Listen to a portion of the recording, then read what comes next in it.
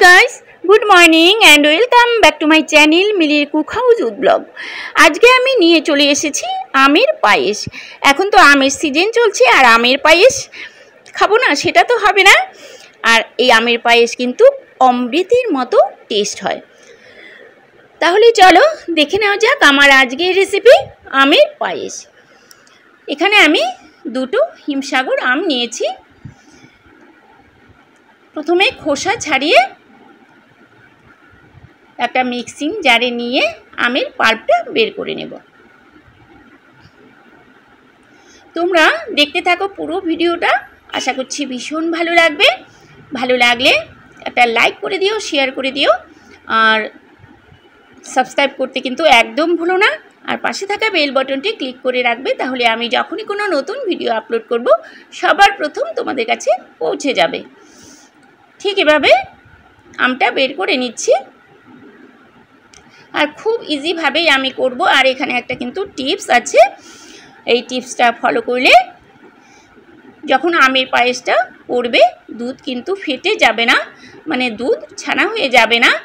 এই দেখো আমটা বের করা হয়ে গেছে। এবার একটা মিক্সিতে দিয়ে আমের পাল্পটা বের করে নেব।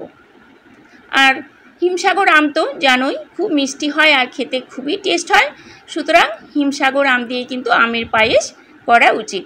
এই দেখো পেস্ট হয়ে গেছে, মানে পাল্পটা বের করা হয়ে গেছে।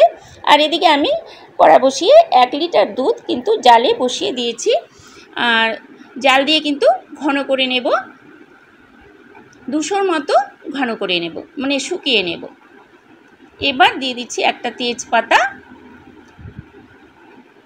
কখনো লো কখনো মিডিয়াম কখনো ফুল ফ্লেম দিয়ে কিন্তু দুধটা জাল দিয়ে নিতে হবে আর ঘন করে নিতে হবে। আর কন্টিনিউ এভাবে নাড়তে থাকতে হবে। দুধ ঘন করা হয়ে গেছে আর আমি এখান থেকে কিন্তু কিছুটা দুধ একটা বাটিতে তুলে রেখেছি। আর এদিকে 1 মুঠো গোবিন্দভোগ চাল ভিজিয়ে রেখেছিলাম, ধুয়ে ভালো করে দিয়ে দিলাম, দিয়ে নাড়তে থাকবো।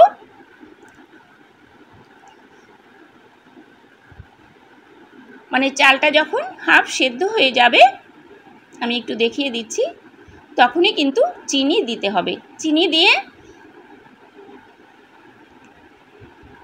আর 5 মিনিটের মতো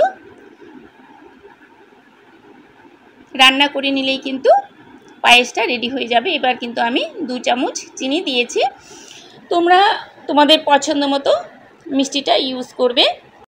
চিনি দেওয়ার পর কিন্তু দুধটা কিছুটা পাতলা হয়ে যায়, তাই আরও 5-6 মিনিট পায়েসটা রান্না করতে হবে। আর এদিকে আমি একটা কড়া বসিয়ে দিয়ে আমের পাল্পটা কিন্তু জাল দিয়ে নেব। এই টিপসটা কিন্তু প্রত্যেকেই মনে রাখবে, আমের পাল্প জাল দিয়ে নিলে কিন্তু মানে দুধে দেওয়ার পর দুধ আর ফেটে যাবে না। জাল দিয়ে 5 মিনিটের মতো জাল দিয়ে তারপর কিন্তু ঠান্ডা করে নেব। ঠান্ডা করে তারপর দুধে দেব। এদিকে হয়ে গেছে, কিন্তু আমি নামিয়ে নিয়ে ফ্যানের হাওয়ায় দিয়ে দেব, তাহলে তাড়াতাড়ি ঠান্ডা হয়ে যাবে। ঠিক এভাবে হয়ে গেছে। আর এদিকে দেখো পায়েসটাও কিন্তু মানে চালও সেদ্ধ হয়ে গেছে। আর এদিকে আমি দুধ তুলে রেখেছিলাম, সেটাতে আমুলের গুঁড়ো দুধ হয় 10 টাকা দামের, 1 প্যাকেট দিয়ে গুলে নিয়ে তারপর দিয়ে দিলাম। এতে কিন্তু পায়েসের টেস্টটা আরও দ্বিগুণ হয়ে যায়। পায়েসটা কিন্তু এদিকে রেডি হয়ে গেছে। আর গ্যাসের ফ্লেমটা কিন্তু একদম লো করে দিয়েছি।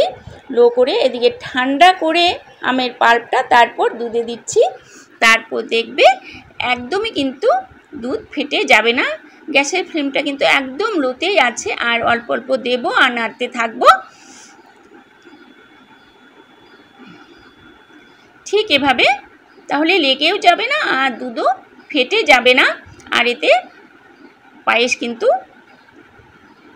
আরও টেস্ট বেড়ে যায়, পায়েসের টেস্টটা আরও বেড়ে যায়। আর দেখো কালারটাও কতটা সুন্দর হয়েছে।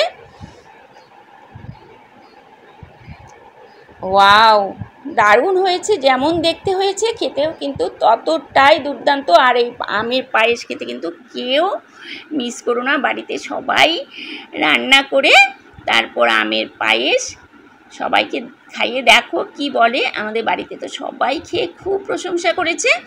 তাহলে আর দেরি কেন, তোমরাও ভালো লাগলে আমের পায়েস বাড়িতে করে কেমন লাগলো আমার চ্যানেলের কমেন্ট বক্সে কমেন্ট করে জানাবে। এদিকে পায়েসটা একদম রেডি হয়ে গেছে। এবার আমি একটা বোলে সার্ভ করে নিচ্ছি।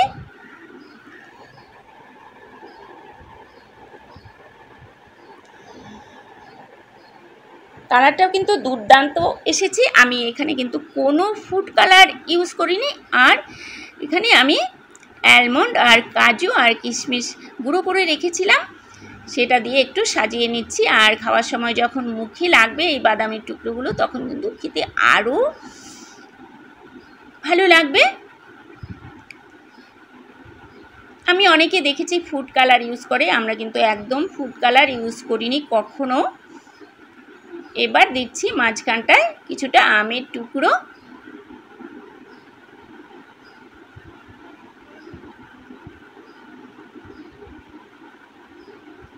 দেখো কত সহজেই তৈরি হয়ে গেল আমের পায়েস।